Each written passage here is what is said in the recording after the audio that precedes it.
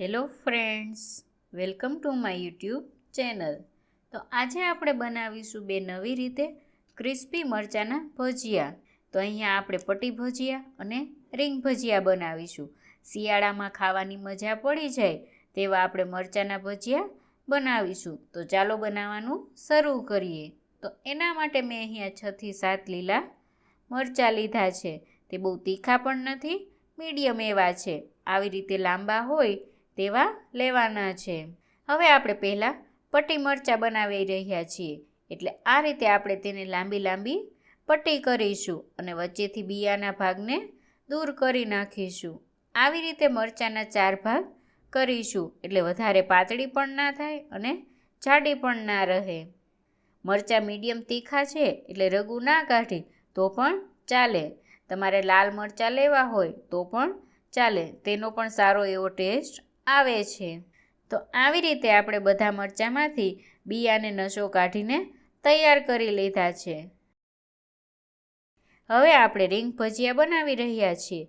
તો 7 થી 8 મરચાં, જે ઘોલર મરચાં કહેવાય, તે લીધા છે. આ મરચાંમાંથી સરસ એવી મોટી રીંગ થાય છે. આવી રીતે આપણે તેને ગોળ ગોળ કટ કરવાના છે. આ મરચાં થોડાક એવા હાર્ડ હોય છે, એટલે કાપતી વખતે રીંગ તૂટી ના જાય તેનું ખાસ ધ્યાન રાખવાનું. આવા ભજીયા બનાવતા હોય ત્યારે મરચાં મીડિયમ તીખા હોય તેવી જ તમારે વેરાયટી પસંદ કરવાની. આવી રીતે કપાઈ જાય એટલે જે મોટા બિયાનો ભાગ હોય તે દૂર કરીશું. જો તીખા હોય તો બિયા અત્યારે જ તમારે કાઢી લેવાના, પણ આ મરચાં બહુ તીખા હોતા નથી. હવે આપણે બે અલગ અલગ બાઉલ લેશું અને એકમાં મરચાંની પટ્ટી અને બીજામાં રીંગ નાખીશું. બંને એક સરખા જ ભાગ છે. તમે લાલ મરચાં લ્યો તો પણ ચાલે અને બંને મિક્સ લ્યો તો પણ ચાલે. હવે તેમાં અડધી ટીસ્પૂન મીઠું કે તમારા સ્વાદ પ્રમાણે ઉમેરીશું. હવે બંને બાઉલમાં અડધી ચમચી ખાંડ ઉમેરીશું. ખાંડ બિલકુલ ઓપ્શનલ છે. અને અડધી ટીસ્પૂન જેટલા મરી પાવડર ઉમેરીશું અને અડધી ટીસ્પૂન હિંગ ઉમેરીશું. તેનાથી બહુ સારો એવો ટેસ્ટ આવે છે. અને બંને બાઉલમાં અડધા લીંબુનો રસ ઉમેરીશું. તમારે થોડીક વધારે ખટાશ જોઈતી હોય તો તમારે થોડોક વધારે લીંબુનો રસ ઉમેરવાનો. મેં અહીંયા મોટું લીંબુ લીધું છે. અને 1/4 કપ જેટલા લીલા ધાણા ઉમેરીશું. અને શિયાળો છે એટલે લીલું લસણ પણ છે, એટલે 1/4 કપ જેટલું બંને બાઉલમાં લસણ ઉમેરીશું.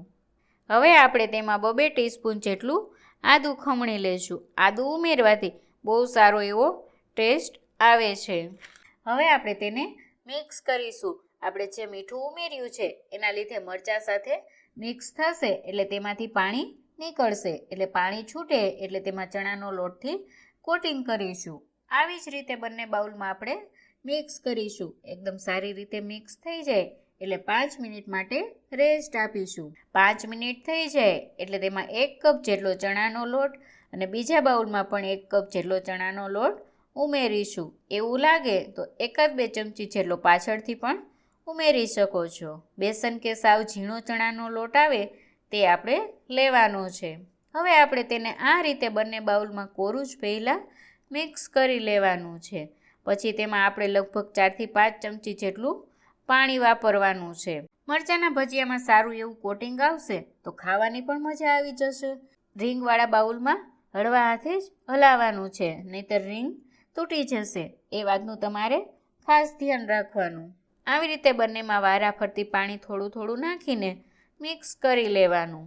પાણી વધી ના જાય તેનું તમારે ધ્યાન રાખવાનું. તમારે જો વધારે એકદમ ક્રિસ્પી જોઈતા હોય તો 1 થી 2 ટીસ્પૂન જેટલો ચોખાનો લોટ પણ ઉમેરી શકો છો. તો એકદમ પરફેક્ટ એવું બંનેમાં કોટિંગ આવી ગયું છે. હવે આપણે જ્યારે લોટને મિક્સ કરતા હતા ત્યારે હાઈ ફ્લેમ ઉપર જ મેં તેલ મૂકી દીધું હતું. તેલ ગરમ થઈ જાય એટલે મીડિયમ ફ્લેમ ઉપર કરીને આપણે પહેલાં પટ્ટી ભજીયા બનાવીશું. તો આ રીતે એક પટ્ટી લેવાની અને બરાબર કોટ થયેલી હોવી જોઈએ.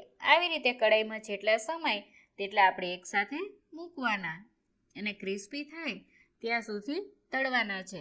તમારે મરચાંના ભજીયા તરત જ સર્વ ના કરવાના હોય તો એકવાર તળીને સાઈડમાં રાખી દેવાના. પછી હાઈ ફ્લેમ ઉપર તળીને સર્વ કરવાના. આવી રીતે આપણે વચ્ચે વચ્ચે ફેરવતા જવાના છે. અહીંયા મેં એક જ વાર તળેલા છે એટલે 3 થી 4 મિનિટ જેટલો સમય તો લાગશે. જો ફ્લેમ વધારે હાઈ કરશો તો એકદમ લાલ થઈ જશે પણ ક્રિસ્પી નહીં બને. તો ટોટલ 4 મિનિટ તો થશે જ એટલે ભજીયા એકદમ ક્રિસ્પી બનીને તૈયાર થઈ જશે. તેને આ રીતે પેપર પર કાઢી લેશું. હવે આપણે રીંગ ભજીયાને પણ તળીશું. રીંગ ભજીયા તેલ ગરમ થઈ જાય પછી આપણે રીંગ છૂટી પાડતી જવાની અને એક એક તેલમાં મૂકતી જવાની.